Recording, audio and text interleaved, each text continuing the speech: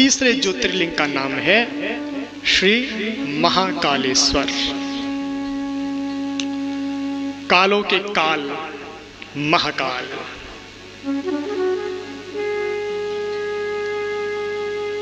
महाकालेश्वर जो ज्योतिर्लिंग है, भोलेनाथ का उस मुख जो है वो दक्षिण अभिमुख है। भोलेनाथ, अन्य ज्योतिर्लिंग आपको दक्षिण अभिमुख नहीं मिलेंगे, लेकिन महाकालेश्वर भगवान दक्षिण अभिमुख है। दक्षिण अभिमुख क्यों है? दक्षिण में यम का स्थान बताया गया है, और भोले बाबा के यम की तरफ दृष्टि है। यम है काल, भोलेनाथ कहते हैं तू काल होगा, लेकिन हम महाकाल। कैसे नाम पड़ा भोलेनाथ के? इस महाकाल नाम कैसे पड़ा भोलेनाथ का? तो का एक गांव में बड़े ही कर्मकांडी ब्राह्मण रहते हैं।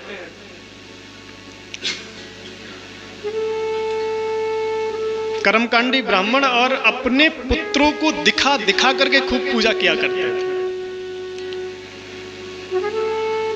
मैं कहता हूं कि भैया सत्कर्म करो तो दिखा दिखा के करो, अपने संतानों को दिखा करके करो, क्योंकि घर में बैठे बच्चे देख करके जल्दी सीखते हैं। आपके मुख से निकले वचन वो इतनी जल्दी ग्रहण नहीं करते जितनी जल्दी आपका आचरण देख करके, आपके क्रियाकलापों को देख करके बच्चे उसको जल्दी अपने आचरण में ले आते हैं। अगर आप चाहते हो कि घर में बच्चे सुबह जल्दी उठे तो पहले आपको उठना पड़ेगा, उसके बाद में कह सकते हो कि सुबह जल्दी उठा करो। आप उन बच्चों के सामने आप पति पत्नी झगड़े कर रहे हो, बच्चों से लड़ना नहीं चाहिए। कोई असर नहीं होने वाला।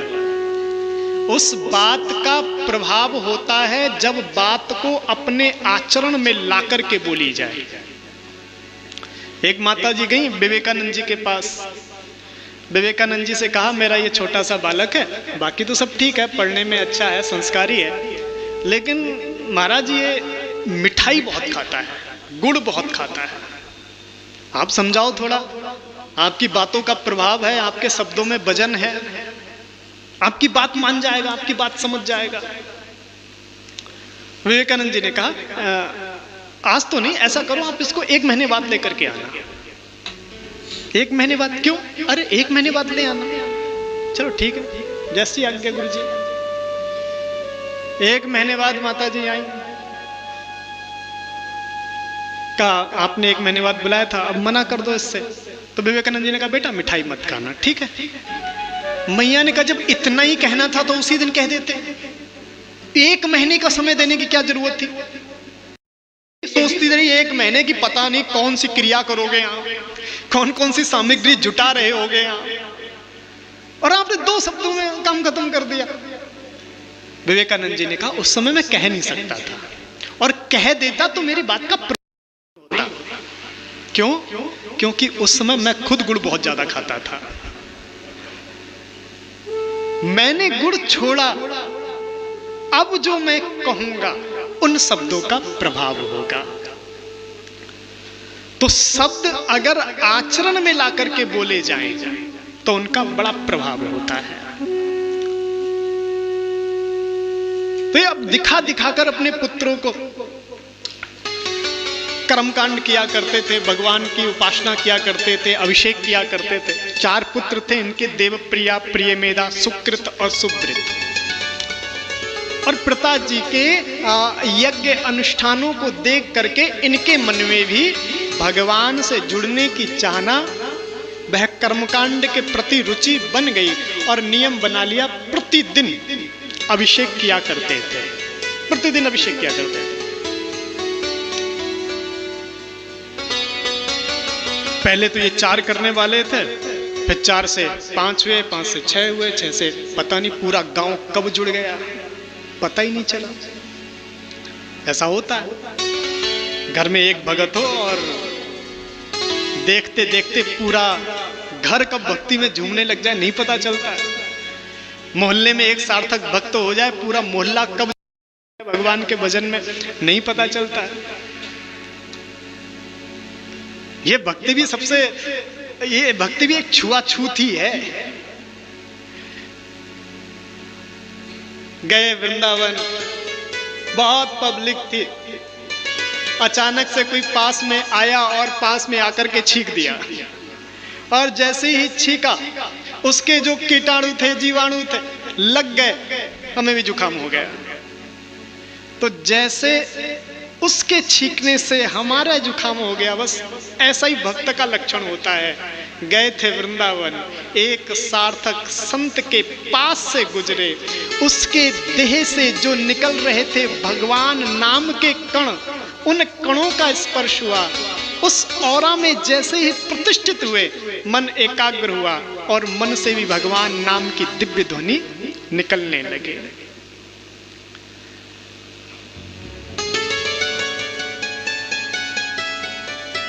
भक्त प्रहलाद, शिव महापुराण में भी चर्चा आई है भक्त प्रहलाद की, ऐसे सार्थक भक्त। 12 भागवत में भक्त प्रहलाद का नाम है।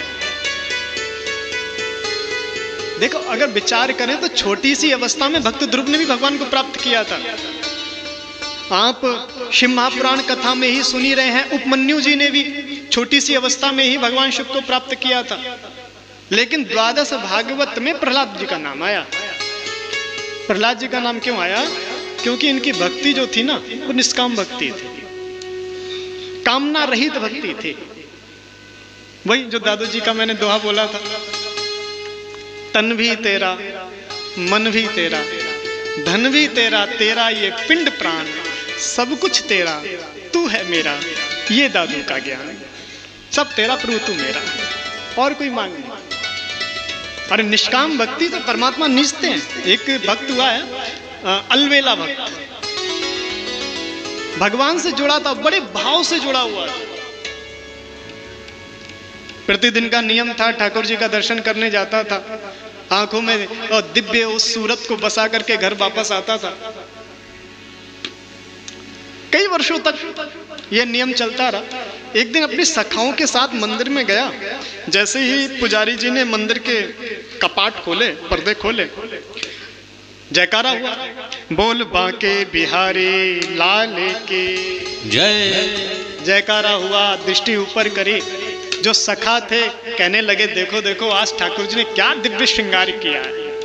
अरे देखो ठाकुर जी का ये तिरछा मुकुट कितना जम रहा है। सब तारीफ कर रहे हैं भगवान के सौंदर्य की, भगवान के वेशभूषा की, भगवान के श्रृंगारों की। पर जो ये सामने खड़ा भक्त अलवेला, इसको ठाकुर जी दिख ही नहीं रहे। बार बार आंखें बंद करता फिर खोलता, आंखें बंद करता फिर खोलता, लेकिन ठाकुर जी नजर ही नहीं आ रहे। सिंहासन बिल्कुल खाली नजर आ रहा है। अब सखाओं से कहे भी तो कहे कैसे? विचार करने लगा, मैं कह दूं कि मुझे ठाकुर जी नजर नहीं आ रहे हैं, तो ये कहेंगे कितना बड़ा पापी है कि भगवान भी दर्शन इसे नहीं दे रहे हैं।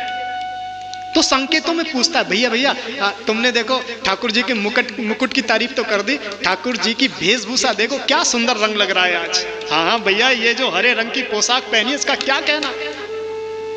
तो उनसे पूछता है, जैसा सखा बताते हैं, फिर अपने मन में आकृति बनाता और अनुभव करता कि ठाकुर जी ऐसे दिख रहे होंगे, जिसे परमात्मा ने ही ठुकरा दिया।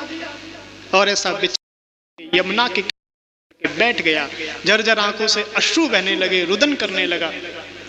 रुदन चल ही रहा था, उसी समय एक वृद्ध व्यक्ति जिसके पूरे शरीर में कोढ़ हुआ था आया, अलवेला के चरणों में प्रणाम किया, कहा भैया कई दिनों से आपकी खोज में निकला हुआ हूं, आज खोज पूरी हुई है। कहा मेरी खोज में? क्यों भैया, मेरी खोज में क्यों निकले हुए हो? कहा ये मेरे शरीर पर कुष्ठ रोग हो गया है और मुझे ठाकुर जी ने स्वप्न में आकर के दर्शन दिया, कहा कि अगर मेरा सार्थक सिद्ध भक्त अलवेला आपसे कह दे कि आपका रोग ठीक हो जाए तो रोग ठीक हो जाएगा, इसलिए प्रभु आपकी खोज में निकला हुआ। अलवेला ने कहा भैया कोई और होगा। अरे मैं क्या बताऊं अपनी स्थिति, मुझे तो ठाकुर जी ने ठुकरा दिया है, इतना पापी हूं, ठाकुर जी दर्शन भी नहीं देते हैं। नहीं नहीं, हमें तो स्वप्न में दर्शन दिया है और कहा है और जो भी आप सोचो सोचते रहो, लेकिन एक बार बस अपनी वाणी में ये कह दो कि तुम्हारा कुष्ठ रोग ठीक हो जाए। अलवेला ने कहा भैया कुछ नहीं होगा, व्यर्थ में तू इतना समय बेकार करके मेरी खोज में यहां तक आया, कुछ नहीं होने वाला, मैं जानता हूं बहुत बड़ा पापी हूं। अरे जिसे परमात्मा दर्शन ना दे रहे हो, सब देख रहे हैं, मेरे साथ के सखा मित्र बंधु बांधव सबको दर्शन मिल रहे हैं, केवल मैं वंचित हूं, मुझे परमात्मा ने ठुकरा दिया है। अरे भैया एक बार कह दो, कहने में क्या जा रहा है, बार बार निवेदन किया। अलवेला ने कहा ठीक है, आपकी यही इच्छा है तो हे प्रभु इसका कुष्ठ रोग ठीक कर दो। और जैसे ही कहा इसका कुष्ठ रोग ठीक कर दो, बढ़िया चंगा भला हो गया, सारा रोग ठीक हो गया। अलवेला ने देखा मेरे वचन से इसका कुष्ठ रोग ठीक हो गया और मुझे ठाकुर जी दर्शन नहीं दे रहे, ये चक्कर क्या है। आंखें बंद करें, बार बार यही विचार कर रहा है, मेरी वाणी से कुष्ठ रोग ठीक हो रहा है, मेरी प्रार्थना से इसका कल्याण हो रहा है, फिर क्या बात है कि परमात्मा दर्शन नहीं दे रहे हैं। ऐसा सोच ही रहा था, जैसे ही हल्के हल्के उसने पलकें उठाई, आंखें खोली, आंखें खोल के देखता है जो पहले दर्शन करने जाता था, जो बांके बिहारी की छवि को निहारने जाता था, वो छवि सामने खड़ी हुई है। ठाकुर जी को निहारने लगा, हाथ जोड़ लिया, अरे प्रभु बड़ी कृपा करी, आपने दर्शन दे दिया। प्रभु ये बताओ, मैं मंदिर गया था तब दर्शन क्यों नहीं दिए आपने? तो ठाकुर जी कहते हैं बहुत से भक्त आते थे मेरे पास, हाथ जोड़ते थे, कुछ ना कुछ मुझसे मांगते थे और मैं उनको वरदान प्रदान करता था, उनकी कामना पूरी करता था, मुझे अच्छा लगता था। लेकिन अलवेला तू मुझसे कितने वर्षों से जुड़ा हुआ है, मेरे मंदिर तो तू आता है, प्रतिदिन नियम से दर्शन भी करता है, लेकिन आज तक तूने कुछ मांगा ही नहीं। हर बार आता था तू, हर दिन आता था, बड़े प्रेम से, तेरी भक्ति भी बहुत सार्थक है, लेकिन तू कुछ नहीं था। ऐसा लगता था कि तेरा कर्ज मेरे ऊपर चढ़ता जा रहा है और व्यक्ति किसी मिला नहीं पाता। किसी ने कर्जा लिया हुआ है और व्यक्ति वो कर्जा लेने के लिए आया तो बहाने बना देता है कि भैया कह देना बाहर गए हुए हैं। तुम्हें तुझसे आंख नहीं मिला पा रहा था, अपना चेहरा तुझे नहीं दिखा पा रहा था। आज जब तूने उसके कुष्ठ रोग को ठीक करने के लिए प्रार्थना करी तो मुझे संतुष्टि हुई, चलो अब इसने कुछ मांगा है, अब मैं इसे अपना चेहरा दिखा सकता हूं, मैं गौरवान्वित अपने आप को महसूस कर सकता हूं कि इसने मुझसे कुछ मांग लिया, मैंने इसको कुछ दे दिया, इसलिए मैं तेरे सामने प्रकट हो गया।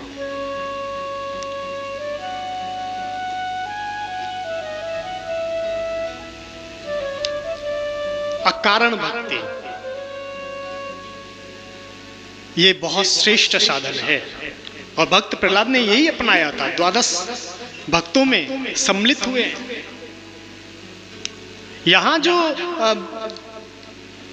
प्रिय मृधा, सुकृत और ये सुब्रत, ये चारों ब्राह्मण पुत्र जुड़े हुए हैं, इनकी भी रुचि कुछ मांगने में नहीं है, कोई कामना नहीं है कि मुझे ये संपत्ति चाहिए, ये चाहिए, नहीं, बस भोलेनाथ के चरणों में बैठते हैं, भोलेनाथ का अभिषेक करते हैं तो बहुत आनंद आता है। और भक्त की तरंग बढ़ती गई, लोग जुड़ते गए। वहीं पास में एक रत्नमाल नाम का पर्वत था और उस पर्वत पर एक दैत्य रहता था, असुर रहता था।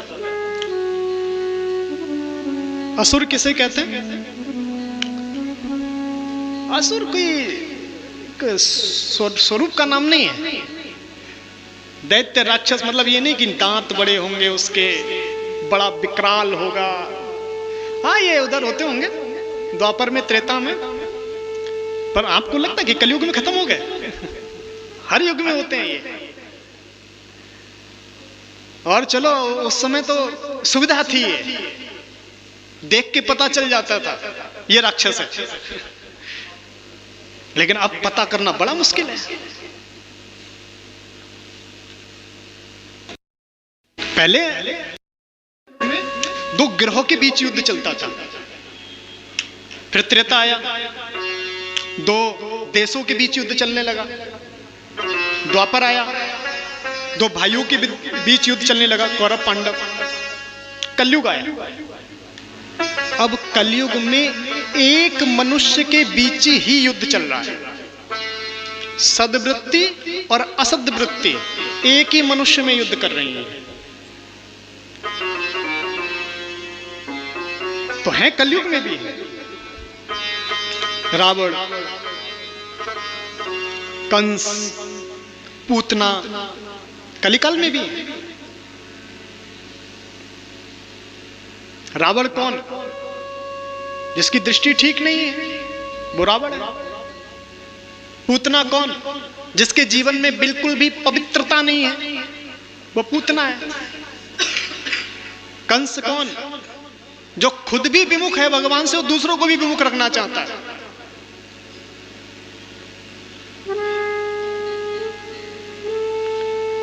जो खुद तो भगवान से नहीं जुड़ा हुआ है और दूसरों को भी भगवान से नहीं जुड़ने दे रहा है, यही कलिकाल में आसुरी प्रवृत्ति, ये आसुरी प्रवृत्ति। तो दूषण नाम का दैत्य बड़ा क्रोधित हुआ, बड़ा भय दिखाया, लेकिन भय देखकर भी ये चार विप्र भगवान की भक्ति से नहीं विचलित हुए। अंत में इनको मारने के लिए तलवार उठा ली और जैसे ही प्रहार करना चाह रहा था, जिस शिवलिंग की उपासना कर रहे थे ब्राह्मण देवता, से भोलेनाथ प्रकट हुए और ये दूषण नाम के दैत्य का उद्धार किया। बोल भक्त वत्सल भगवान की जय। नाम पड़ा महाकालेश्वर। बोल महाकालेश्वर भगवान की जय। उज्जैन में महाकालेश्वर भगवान है। बड़ी महिमा है महाकालेश्वर की, उज्जैन क्षेत्र की भी।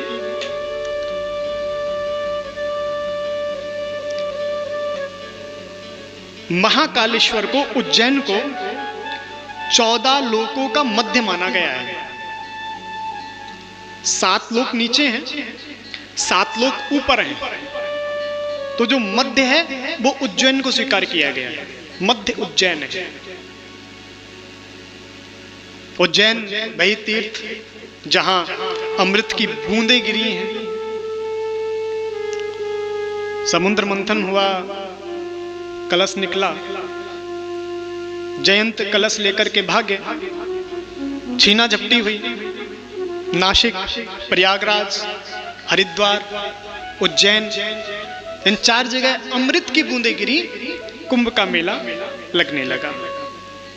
उसमें ये उज्जैन भी है जहां अमृत की बूंदें गिरी। और श्री विक्रमादित्य जी महाराज, विक्रमादित्य महाराज की भी राजधानी उज्जैन ही थी।